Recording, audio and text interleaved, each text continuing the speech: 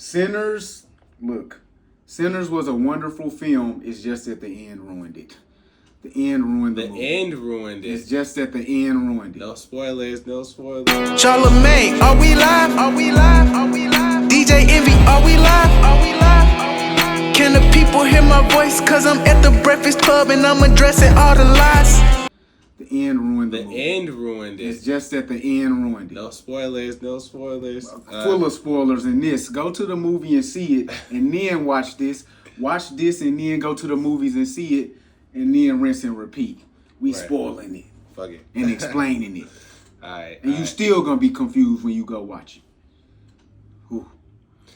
Well, yeah. Rating out of 10. Just start there. Rating out of 10 for Sinners. Sinners, I'll give Sinners a 9 out of 10. 9 out of 10. I'll give it a 9 out of 10 as well. Yeah. I give it a strong 9. I can't go like I thought social media was gassing it, Yeah.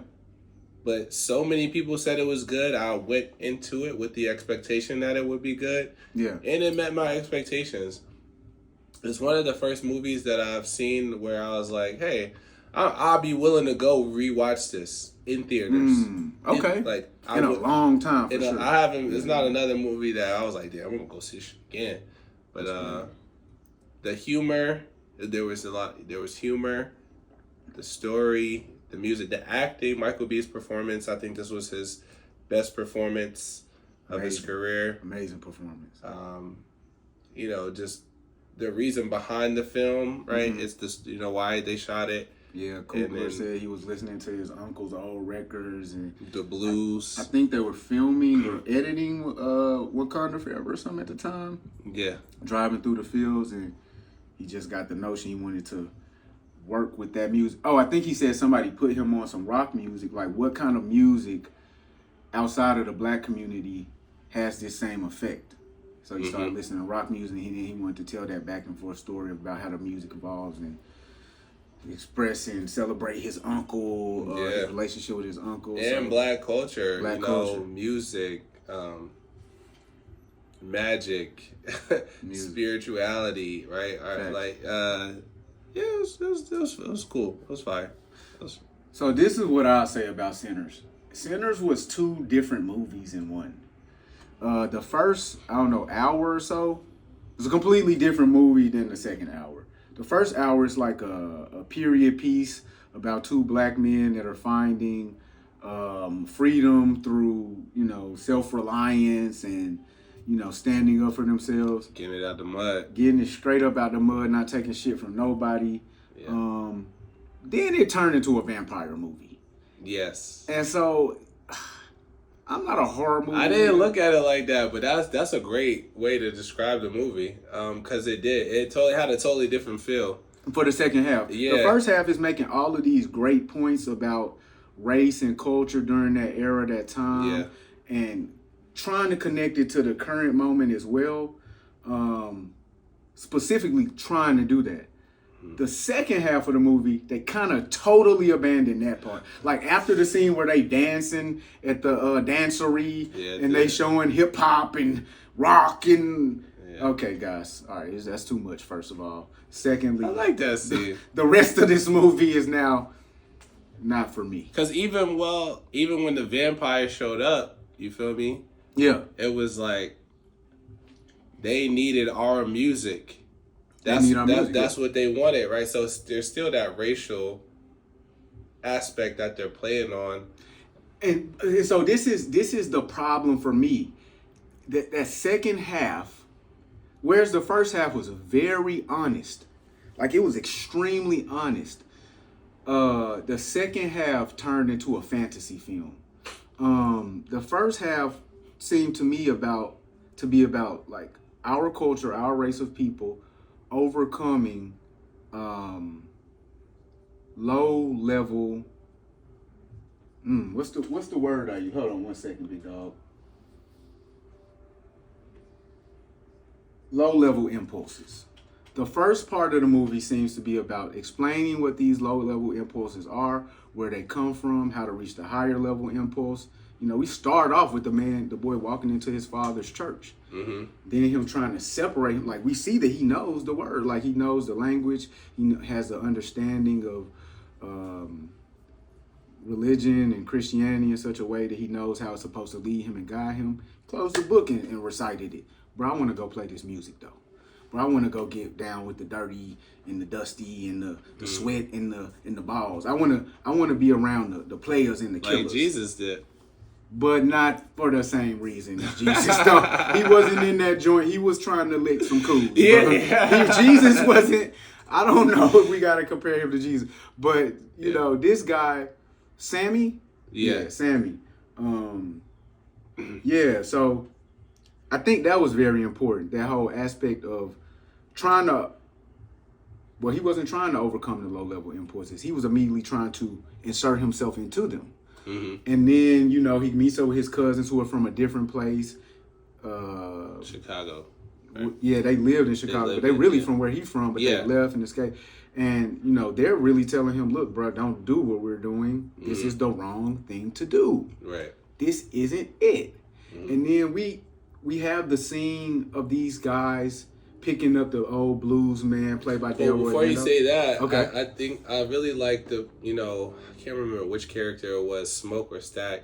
He told Sammy that Chicago ain't nothing but Mississippi with tall buildings and skyscrapers. Facts. For a black man. Smoke, that was Smoke. Yeah, so I like, because he was like, man, Chicago, the black man do what he want, but he told him, like, I that line, you know, I was like, dang, that's real. That's real. Because a lot of our people felt that by fleeing the South and going to Chicago and New York and, you know, the Great Migration was going to, you know, empower them. And for some it did, but for a lot, they faced the same level, or if not worse. It's called Chirac now. Of racism. It's called Chirac, guys. It more from the promised land of the Southern man to Chirac. So that's kind of the problem. These ideas that we think will free us, that ultimately entrap us even more. I don't know about the hood in 1930 where black people was running around spraying up other black people, but I do know about it now. And so what my real problem with the movie is because he had a real opportunity to come in on certain things, right? With that vampire Remick, who was an Irishman. Let's think about this, right? Because the Irishman, he came to them and told them, I want your music. I want it to affect the whole world. Like, I heard you playing the music. I want to give it to the whole world. Now, let's think about that. Who did that for real? What is the name of those people? And so my question is, or my assertion is, that at certain key points in this movie where Mr. Coogler had an opportunity to showcase the truth and make the actual point, he went for the fantasy Hollywood friendly version. And that's the first part where we put an Irishman in a place. Let me break this down a little bit more. In the early 1900s, right, Ku Klux Klan existed there throughout this movie, especially, you know, Mississippi. Couple of groups of people we would consider white that the Klan wasn't really fucking with. Mm-hmm. Those groups are Irish people, and who is the other group, bro? Jews. And Jews. Right. Okay. So he expertly put the Irishman in there to say, hey, I'm subverting the Klan because they don't fuck with me either. And I want your music too. But here's my question. Did the Irish do that in real life? Or was it, never mind. Yay. What's going on? Yay. Yeah. Yay. So when he had the opportunity to make that point, I just felt it was a little... Come on, bro. But you know... I just felt it was a little... You know he can't do that. Because it's Hollywood. Yo, come on. Like, bro, like, that's... Yeah. So what is your movie really about then, bro? But... What's your movie really about then? How we have to... We gotta... Don't let them in the party. Nigga, they let us in the party, bro. That's why you have the movie, and you can do it in different film styles, and you can explain it and break it down, and you can do it whatever is most important to you. And now, congratulations, Mr. Coogler, you got the best deal in history from them guys. Yeah. They let you in the party, bro. So it's a mind fuck. Yeah. And then, you want to respond to that? Well, yeah, well, not necessarily. I was just thinking out loud, you know, you gotta play it smart, right? So, you know, just as a black man in the world and in corporate America and in Hollywood, right? So they asked him, why do you think that so many people made such a big deal about your deal in particular? Yeah. In which he responded that there's nothing new about the deal.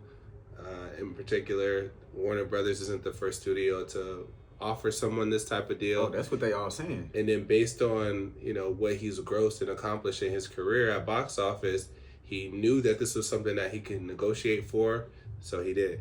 He said he had his reasons for why this was made a big deal. Then the lady who asked him, which was a white lady, "What are your reasons, Ryan?" He laughed and said, "I'd rather not say." And I was like, boy, you smart. You very smart. Boy, you want to keep the deal, huh? You can't tell You want the deal to stay on the table. because I'm black, guys. So you gotta. I think so. You still were able to, and others weren't able to interpret the message. So I think that the message still got across. Nonetheless, even if it wasn't in a literal sense of what historically happened. And so, I actually, you know what? I will deal with that. I don't like it because we know it's you pandering to those guys. Okay, cool. Here is the bigger issue: the ending of the film. I was like, yeah, you said the end ruined it. Like, what? How? The bigger issue, again, early on in the film, we're asked to really question ourselves, right? We're asked to, because here's some. These ain't really spoilers. These are just moments you're going to see in the movie that don't tell anything about the movie. There's a part where they go pick up the blues man, Delta Slim, right? Yeah. And Delta Slim is in the car, and he's tired. And then the deputies put him in the car, and what he said really struck me because he didn't know where he went. He can't tell us to this day. They took us to this house with all these fancy white folks. Right now they would say they took us to the Met Gala and it was amazing. Right now they would say they let me perform in front of 300,000 in Paris and it was spectacular. But they took us to this place with these white folks and it was amazing. There was more money in there than you would ever see. They just pulling it out their pockets and they giving it to us. And then has to explain, what did you do with your money? What did you do with your money, Future? I drank it all. I drugged it all. I bitched it all. I Louis'd it all. Then they say, well, what happened to Rice? Well, Rice, foolish nigga, they caught him getting on the train and realized he had the money, told them boys, hey, he raped a white woman, Shannon Sharp. Then they beat him to death and took the money off of him. Mm-hmm. Come on, guys. Hung him and cut off his manhood. Cut off his manhood just to really make the point. Probably hung it in the town square type thing. So I love that scene. That scene was beautiful. So beautiful because right after that, he started to. Because you can see the pain in his eyes, and as he's telling the story, and you can see him turn that pain into something palatable musically for everybody else. Mm-hmm. So now we're telling the story of how black people use blues music to cope in life. Yeah. But really though, bro, we get to the point where if you're really thinking about it, I'm a monster on these hoes, I'm a monster. You talking about women that left you. You talking about drugs that you've used. We talking about the loneliness we trying to escape. How's it different? And it touches everybody in that car the same way that it touch us when them 808s come on in the whip, don't it? Like, right. And he just playing that, whatever they call it, that nag. Or he's just playing that thing, and they feel the energy of it the same way we feel them subsonics punching through our chest. Yes, frequencies. It's frequencies. It's spiritual. It's emotional. Yeah. It's creative and it's artistic.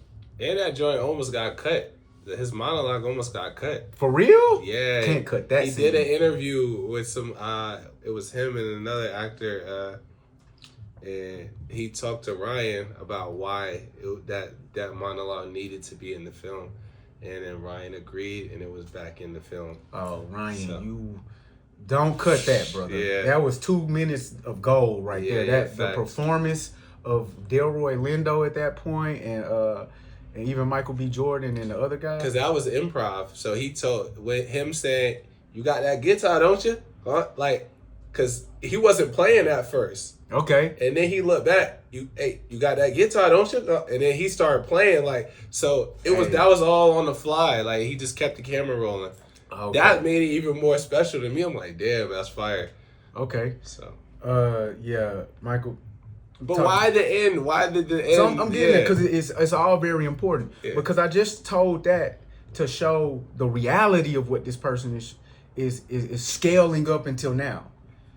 Musicians live a dusty, dirty life and they die alone. Yeah. You know, he even said that later in the film. You know, I seen all of these guys. And let's look out our window. Yay. Where are you? Who are you with? Right. You know what I mean? Jay-Z, you got Beyonce, thankfully for you. But y'all are in a dark corner. And you have to be very quiet too over there. Yeah. And so then we get to the next scene, the next big musical moment with Sammy playing at the club, and they start off. They start telling my boy, "Yo, play such." He said, "I'm gonna play this one," and he started off a song. I told my daddy, I understand, but I don't want to live that life that he gave to a young man. I don't know what the fuck that nigga said. That was a freestyle. You know what I mean? That he gave to a young man. I thought that's what he said. And so again, he's talking about leaving righteousness. This young Christian pastor who's supposed to preach tomorrow morning, who got to make it back home to daddy, who's trying to seduce another man's wife, is telling us, I don't want to do that stuff. I don't want to live right. I don't want to overcome these low-level impulses. So what is it? Specifically black thing to be low level? Or is it like a low level thing? Human nature. And so we want to ask the question, why is our community embrace this even through the music that we gave to the world? Like, it's enslaving the world now type shit. Like, we're all constantly imagine you walked around talking about your blues all day, your issues. What you would actually be doing is celebrating them and perpetuating them into your future. That's the real truth of the matter, buddy. And if we can really look at all of the rest of the songs, pop songs, for instance, they don't have these themes of tragedy for the most part, unless it's a sad love song. Mm-hmm. But still, the focus is still love and optimism through love. So, yeah, bro, that's unfortunate. But here's my problem with the end. Actually, I'm gonna read something to you. It's a book called How Music Works, guys. I don't do anything but podcast and play rap songs and read books and shit like that. I'm a loser. Alrighty? Just a segment. This is about the start of recording. John Lomax and Alan Lomax. John Lomax and his son Alan traveled thousands of miles to record the music of the American South. Initially, they used a large and bulky disc recorder. This would be like having a mastering lab in the back of your station wagon, but it was as portable as one could get at the time. This is the 30s. If you could call something the size of a small refrigerator portable. In one instance, John and Alan went to a Texas plantation to record the black residents who they hoped would sing for them. The fact that those men could be commanded to sing might have been the primary reason to go there, but their experience did prove to be enlightening in a way that they hadn't expected. They were looking for someone who could sing the song Stagger Lee. It seemed slightly suspicious to me that these guys already knew what they wanted. How do you find the unexpected if you know what you want? Milner tells the story like this. A murmur went through the crowd and soon became a unanimous chorus. Send Blue. Blue knows more about Stagger Lee than old Stag himself. Blue, white man ain't gonna hurt you. What you scared of? That horn too little for you to fall into it. Too little for you to sing at with your big mouth. The man named Blue stood up. He certainly deserves the name, Alan thought as Blue walked towards him. The man's skin was so dark, it looked blue-black. Can you sing Stagger Lee? Alan asked. If you haven't figured out, Alan and John are white men. Can you sing Stagger Lee? Alan asked. Yes, sir, Blue replied. I knows old Stagger Lee and I'll sing it for you. He paused. If you allow me to sing another song first. Well, Alan stammered, we would like to hear it first because we would like to hear Stagger Lee first because we don't have very many unused cylinders, recording devices. No, sir, Blue said, picking up and adjusting the recording horn. I won't sing my song but once. You got to catch it the first time I sing it. Alan relented and switched on the machine. Blue began to sing. Poor former, poor former, poor former. They get all the former makes. His clothes is full of patches. His hat is full of holes. Stooping down, picking cotton from off the cotton bolls. As he sang, he looked at the plantation manager. The crowd's nervous laughter grew to a roar as Blue continued. Poor former, poor former. They get all the former makes. At the commissary, his money in their bags, his poor little wife and children sit at home in rags. When he was done, Blue received a standing ovation. But he wasn't finished yet. He mentioned to Allen to keep the machine running. He said, Mr. President, you just don't know how bad they're treating us folks down here. I'm singing to you and I'm talking to you, so I hope you'll come down here and do something for us poor folks down here in Texas. As the crowd cheered, Allen adjusted the machine to play back the recording. People shushed each other as Blue's scratchy voice emerged from the horn. That thing sure talks sense, someone yelled. Blue understood the power of recording, that it could travel to places he could not, and be heard by people he would never meet, like the president. The disenfranchised and invisible could be heard with this new machine. So, with that being said, this is a man on a plantation, brother. A black man who doesn't have the education that you, nor I, or a first grade dropout would have right now. And he has the presence of mind to understand this. So, then this is the most important part. The Lomaxes endeavored to facilitate the spread of this music, though whether they were really helping in the way they thought they were might seem debatable now. Daddy Lomax in particular had disturbing ideas about how to best help his subjects. Huddy Ledbetter, better known as Leadbelly, was a singer and guitar player that Lomaxes met in a southern prison. Leadbelly's talent was recognized by many who heard recordings of him. However, John Lomax in particular had a thing about what he considered to be authentic. Leadbelly was an all-around artist who loved to play pop songs, as well as rawer, more folky material. Lomax forbade him to play the pop stuff when he took him up to New York to perform for the sophisticated big city folk. He wanted to present a raw Negro, an authentic, primitive, straight from prison for New Yorkers to gawk at. He even had Leadbelly dress in overalls when he performed, as if he had no other clothes to wear. Huddy preferred suits. So again, we're still doing this. Where did they get Little Baby from? Prison, right? Where did they get Mr. Pot Scraper? Oh, I don't know. Where they put Pooh Shiesty at? Where is NBA Youngboy coming from again? Where? So is it really different? Are we really not selling them the same authentic, primitive experience of a black nigga that Ty probably doesn't relate to, and I certainly don't relate to, and most of the guys I know have a cousin like that or something?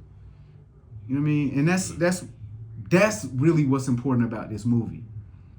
Now, where it went wrong, right? Because he took the time to show us those stories through those characters being honest and vulnerable and showing their emotions, good and bad. You get to the end of the movie, right? The whole thing falls apart when the vampires come. I'm gonna be honest, right?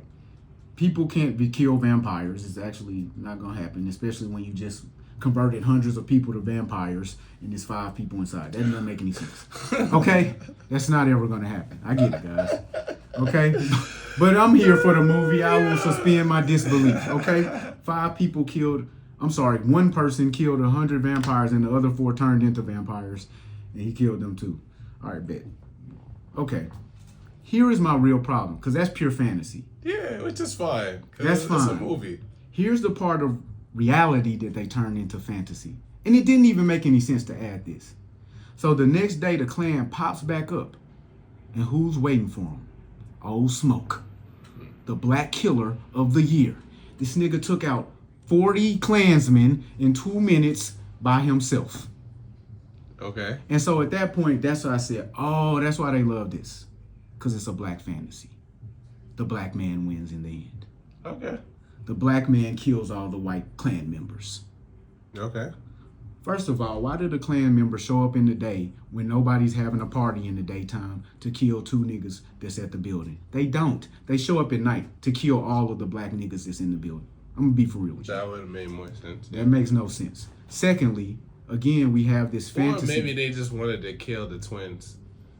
which was their plan from the beginning. So if that's the case, why weren't they just all in the building when they sold the twins the building? Take the money, and now we're done. And then kill them right then. Two birds at once. We got the money. They're dead. We don't even, tomorrow's a good day. I mean, like, it just didn't, story-wise, it didn't make any sense. Now, as to what you're trying to imply or tell people and mislead them, you're gonna win. Randomly, you're gonna fucking win. This is no way reminiscent of the beginning of the movie, where two guys risked their lives,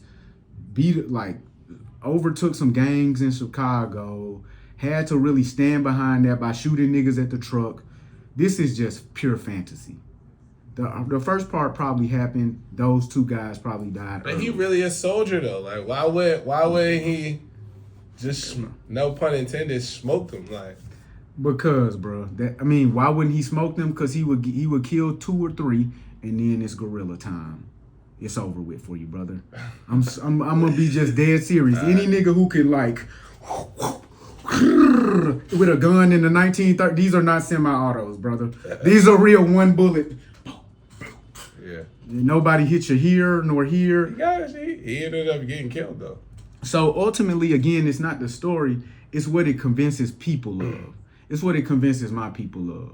That randomly they're gonna be set up to just overtake the white power structure. And that doesn't make any sense.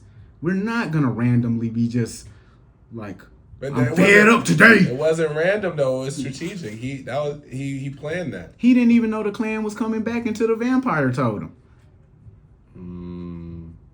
Alright. I'm not gonna say he trusted the Klan member, but he wasn't just waiting for them.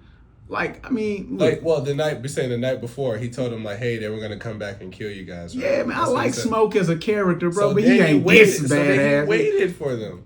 Bro, in the bushes, bro. But that's really my only problem. Not even the story, but it's just the overall mentality of it. But fantasy. Some people need to feel that. Like Black Panther is a fantasy. Black Panther, and again, where did we go after we wore our dashikis to the movie theater on Friday? What happened, guys? Tell me how life changed for all the young men and women of the black community. Well, we don't know yet. After we threw on our dashiki for 1 day. We didn't even wear it to the club. We didn't even say dashikis is hot now. And if you want to be hot now here, you got to wear a dashiki, brother. So look, bro, the fantasy aspect of everything. Yeah. I talked to my girl about her fantasies. I also talked to her about my hard work that I do.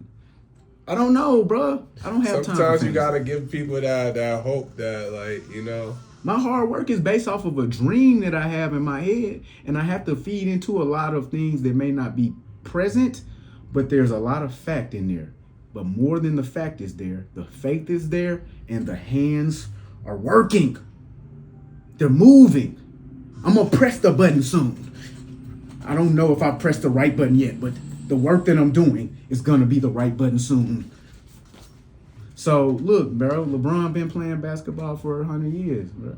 Michael Jackson was playing, dancing like James Brown since he was 5. Beyonce since she was 5. Yes. Thug, I saw a video of him rapping at the age of 8 years old. I'm just saying, bro, it's not this fantasy where you lead, like, you the most badass nigga in the hood. Because I saw the Thug interview when he said, like, I ain't never been in jail like that. Right. So, was it really that he was a badass thug or he was a good-ass musician? Well, from what the streets say, he was both.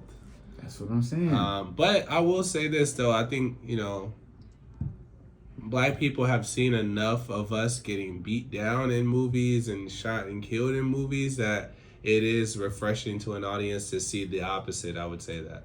Hey, bro, I really want to let niggas know, if y'all want to fight a gorilla, you got to be ready for 75 to 90 niggas to die. 75? 75 to 90 niggas to die. If you're not ready for that, you're not going to go in there and realize only 30 died. If you're not ready to risk it all, if you're not ready to give it up completely, you're never going to have nothing, bro. And I think they showed us this time and time and time and time again. The Rockefellers, the Vanderbilts, the Rothschild, like, my nigga, they was broke and they got it up and they got it up and they got it up and employed some more people, and they were vigilantly watching them to make sure that it was still going up. So, again, the fantasy aspect of it, I can appreciate as long as we're the sort of community who can exhibit that we understand that. But we're not, dog. We haven't been doing that. I'm going to be real with you. Well, I mean, all you can do as an artist is just put out your art and hope that you know, get your message across and that people, you know, connect to it. But this is the part of the movie that wasn't the artist. This was the popcorn seller.